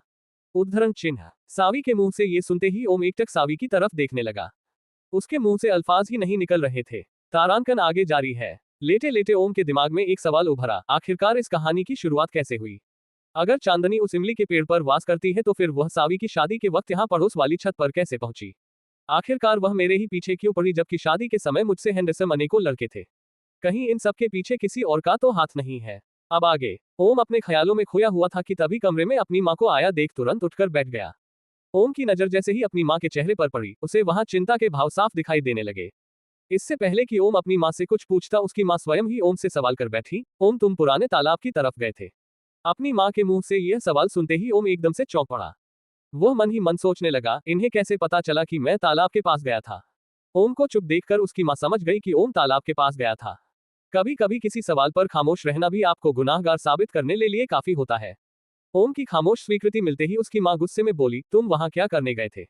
अपनी मां को गुस्सा होते देख प्रेम बड़े ही विनम्र भाव से बोला, मैं तो बस ऐसे ही टहलते घूमते उधर निकल गया था। क्या हुआ, मुझे नहीं जाना चाहिए था? ओम का सरल और सहज जवाब सुनकर उसकी मां को इस बात का एहसास हुआ कि ऐसा होना स्वाभाविक सी बात है और वे नाहक ही ओम पर इतना गुस्सा हो रही हैं। मगर तभी उन्हें विक्रम की कही बात याद आ गई। ओम भाई अकेले में पता नहीं क्या बड़बड़ा रहे थे। इस बात का ध्यान आते ही ओम की मां बोली, क्या तुम वहां किसी से मिलने गए थे या फिर किसी से बात कर रहे थे? ओम की मां का ये सवाल करने का मतलब ये निकल रहा था कि या तो उन्होंने स्वयं तालाब के पास घटी घटनाओं को अपनी आंखों से देख लिया था या फिर किसी और ने देखा था और आकर उन्हें सब कुछ बता दिया था। ओम इस बारे में सोच ही रहा था कि अचानक ही उसे विक्रम का ख्याल आया, जो कि अचानक ही उसकी मां से मिलने आया था। ओम को समझते देर न लगी कि ओम के बारे में उसकी मां को विक्रम ने ही बताया होगा। ओम हालांकि अपनी मां से झूठ नहीं बोलना चाहता था, मगर वह तालाब के पास घटी घटना के बारे में अपनी मां को सच भी तो नहीं बता सकता था। इसके दो कारण थे। पहला, ओम की मां ओम की कही बातें शायद ही समझ आती, और दूसरा कारण, अगर उन्हें सारी बातें समझ आ भी जाती तो वे ये सब सुनकर डर सकती थी। इसलिए ओम के सामने असल मामले को छुपाने के सिवा कोई रास्ता नहीं था। वह अपनी मां से मुस्कुराते हुए बोला, क्या मां, अब मैं किसी से अकेले में बात भी नहीं कर सकता। मैं वहां किसी से मिलने नहीं गया था, बल्कि मोबाइल पर बात करते करते उधर ही निकल गया था। वहां लोगों को तालाब में मछली पकड़ते देखा तो और नजदीक पहुंच गया और वहीं इमली के पेड़ के पास खड़े होकर मैं फिशिंग देखने लगा। ओम ने बड़े ही सरल और सहज भाव से सारी बातें अपनी मां को बोल दी, जिसका परिणाम ये हुआ कि उसकी मां को भी उस पर विश्वास हो गया। वैसे भी आजकल ईयरबड लगाकर बात करते समय दूर से देखकर ऐसा ही लगता है कि कोई अकेले में बड़बड़ा रहा है। विक्रम भी तो ओम को दूर से ही देखा था। सारी हकीकत जान लेने के ओम की मां ओम की तरफ से विक्रम की कही बातों के संबंध काफी हद निश्चिंत हो गई। हालांकि उनके मन में अभी कुछ उथल पुथल जरूर चल रहा था, उसका अपना ही कारण था जिसे वे ओम के सामने जाहिर नहीं कर सकती थी। अपनी मां के कमरे से बाहर जाने के बाद ओम चुपचाप अपने बिस्तर पर लेट गया। उसका मन पुरानी बीती घटनाओं के बारे में सोचने लगा और आंखें उन घटनाओं की झांकी तैयार करने लगी। ओम मन ही मन फुसफुसाया, हाय रे किस्मत, पहले तो कोई लड़की पसंद नहीं आई और जो आई भी तो वह एक छोटे और रेल निकली। मेरी किस्मत में ये आत्माएं ही हैं क्या? जो भी पसंद आती है वह साक्षात लड़की न होकर कोई आत्मा निकल जाती। पहले श्रेया और अब ये चांदनी। इसी बीच अचानक ही ओम को कोमल का ख्याल आया। कोमल का ख्याल आते ही ओम अपने अंदर का सारा भड़ास कोमल पर ही निकाल दिया। एक जीती जागती लड़की पसंद भी आई तो उसके अपने ही नखरे थे। पहले तो सीधे मुंह बात ही नहीं की और अब पीछे पड़ी है। शाम को खाना खाने के बाद ओम की माँ उसके कमरे में आई और बोली, कल सुबह हम लोग वापस घर चलेंगे, इसलिए जल्दी जग जाना। ओम तुरंत बोला, ठीक है। माँ के जाने के बाद ओम बिस्तर पर लेटा ही था कि तभी कमरे में सावी आ गई। सावी ने आते ही ओम से कहा, क्या हाल है भाई? सुना है कल आप वापस जा रहे हो। सावी की बता सुनकर ओम बोला, हाँ, कल वापस जाना है। वैसे भी ऑफिस की छुट्टियां खत्म होने वाली हैं। वापस गुड़गांव भी तो जाना है। सावी बोली, हाँ सो तो है। तो फिर आगे क्या सोचा है आपने? सावी की बातें ओम को कुछ रहस्यमयी जान पड़ी। हालांकि ओम यह अच्छी तरह समझ रहा था कि सावी किस बारे में पूछना चाहती है, मगर फिर भी ओम अनजान बनते हुए बोला, किस बारे में? सावी बोली, किस बारे में से क्या मतलब? आपको बताया तो था, अपनी आगे की लाइफ के बारे में, शादी के बारे में, कोमल के बारे में। अरे हाँ, याद आया, आपकी चहेती, क्या नाम था उसका? अरे हाँ, याद आया, चांदनी। उसके बारे में कुछ पता चला क्या? सावी के मुंह से चांदनी का नाम सुनते ही ओम एकदम से चौंक पड़ा। उसके मुंह से कोई शब्द नहीं निकला। ओम को खामोश देखकर सावी बोली, एक बात पूछूं, आप सच सच बताएंगे? ओम बोला, क्या? सावी कुछ हिचकिचाते हुए बोली, आप यहाँ चांदनी की तलाश में आए थे ना? उद्धरण चिन्ह। सावी के मुंह से ये सुनते ही ओम एकटक सावी की तरफ देखने लगा। उसके मुंह से अल्फाज ही नहीं निकल रहे थे। तारांकन आगे जारी है। ओम अपने ख्यालों में खोया हुआ था कि तभी कमरे में अपनी माँ को आया देख तुरंत उठकर बैठ गया। ओम की नजर जैसे ही अपनी माँ के चेहरे पर पड़ी, उसे वहां चिंता के भाव साफ दिखाई देने लगे। इससे पहले कि ओम अपनी माँ से कुछ पूछता, उसकी माँ स्वयं ही ओम से सवाल कर बैठी, ओम तुम पुराने तालाब की तरफ गए थे? अपनी माँ के मुंह से यह सवाल सुनते ही ओम एकदम से चौंक पड़ा। वह मन ही मन सोचने लगा, इन्हें कैसे पता चला कि मैं तालाब के पास गया था? ओम को चुप देखकर उसकी माँ समझ गई कि ओम तालाब के पास गया था। कभी कभी किसी सवाल पर खामोश रहना भी आपको गुनाहगार साबित करने के लिए काफी होता है। ओम की खामोश स्वीकृति मिलते ही उसकी माँ गुस्से में बोली, तुम वहां क्या करने गए थे? अपनी माँ को गुस्सा होते देख प्रेम बड़े ही विनम्र भाव से बोला, मैं तो बस ऐसे ही टहलते घूमते उधर निकल गया था। क्या हुआ, मुझे नहीं जाना चाहिए था? ओम का सरल और सहज जवाब सुनकर उसकी माँ को इस बात का एहसास हुआ कि ऐसा होना स्वाभाविक सी बात है और वे नाहक ही ओम पर इतना गुस्सा हो रही हैं। मगर तभी उन्हें विक्रम की कही बात याद आ गई। ओम भाई अकेले में पता नहीं क्या बड़बड़ा रहे थे। इस बात का ध्यान आते ही ओम की माँ बोली, क्या तुम वहां किसी से मिलने गए थे या फिर किसी से बात कर रहे थे? ओम की माँ का ये सवाल करने का मतलब ये निकल रहा था कि या तो उन्होंने स्वयं तालाब के पास घटी घटनाओं को अपनी आंखों से देख लिया था या फिर किसी और ने देखा था और आकर उन्हें सब कुछ बता दिया था। ओम इस बारे में सोच ही रहा था कि अचानक ही उसे विक्रम का ख्याल आया, जो कि अचानक ही उसकी माँ से मिलने आया था। ओम को समझते देर न लगी कि ओम के बारे में उसकी माँ को विक्रम ने ही बताया होगा। ओम हालांकि अपनी माँ से झूठ नहीं बोलना चाहता था, मगर वह तालाब के पास घटी घटना के बारे में अपनी माँ को सच भी तो नहीं बता सकता था। इसके दो कारण थे। पहला, ओम की माँ ओम की कही बातें शायद ही समझ आती, और दूसरा कारण, अगर उन्हें सारी बातें समझ आ भी जाती तो वे ये सब सुनकर डर सकती थी। इसलिए ओम के सामने असल मामले को छुपाने के सिवा कोई रास्ता नहीं था। वह अपनी माँ से मुस्कुराते हुए बोला, क्या माँ, अब मैं किसी से अकेले में बात भी नहीं कर सकता। मैं वहां किसी से मिलने नहीं गया था, बल्कि मोबाइल पर बात करते करते उधर ही निकल गया था। वहां लोगों को तालाब में मछली पकड़ते देखा तो और नजदीक पहुंच गया, और वहीं इमली के पेड़ के पास खड़े होकर मैं फिशिंग देखने लगा। ओम ने बड़े ही सरल और सहज भाव से सारी बातें अपनी माँ को बोल दी, जिसका परिणाम ये हुआ कि उसकी माँ को भी उस पर विश्वास हो गया। वैसे भी आजकल ईयरबड लगाकर बात करते समय दूर से देखकर ऐसा ही लगता है कि कोई अकेले में बड़बड़ा रहा है। विक्रम भी तो ओम को दूर से ही देखा था। सारी हकीकत जान लेन एक ओम की माँ ओम की तरफ से विक्रम की कही बातों के संबंध काफी हद निश्चिंत हो गई। हालांकि उनके मन में अभी कुछ उथल पुथल जरूर चल रहा था। उसका अपना ही कारण था जिसे वे ओम के सामने जाहिर नहीं कर सकती थी। अपनी माँ के कमरे से बाहर जाने के बाद ओम चुपचाप अपने बिस्तर पर लेट गया। उसका मन पुरानी बीती घटनाओं के बारे में सोचने लगा और आंखें उन घटनाओं की झांकी तैयार करने लगी। ओम मन ही मन फुसफुसाया, हाय रे किस्मत, पहले तो कोई लड़की पसंद नहीं आई और जो आई भी तो वह एक चुड़ैल निकली। मेरी किस्मत में ये आत्माएं ही हैं क्या? जो भी पसंद आती है वह साक्षात लड़की न होकर कोई आत्मा निकल जाती। पहले श्रेया और अब ये चांदनी। इसी बीच अचानक ही ओम को कोमल का ख्याल आया। कोमल का ख्याल आते ही ओम अपने अंदर का सारा भड़ास कोमल पर ही निकाल दिया। एक जीती जागती लड़की पसंद भी आई तो उसके अपने ही नखरे थे। पहले तो सीधे मुंह बात ही नहीं की और अब पीछे पड़ी है। शाम को खाना खाने के बाद ओम की माँ उसके कमरे में आई और बोली, कल सुबह हम लोग वापस घर चलेंगे, इसलिए जल्दी जग जाना। ओम तुरंत बोला, ठीक है।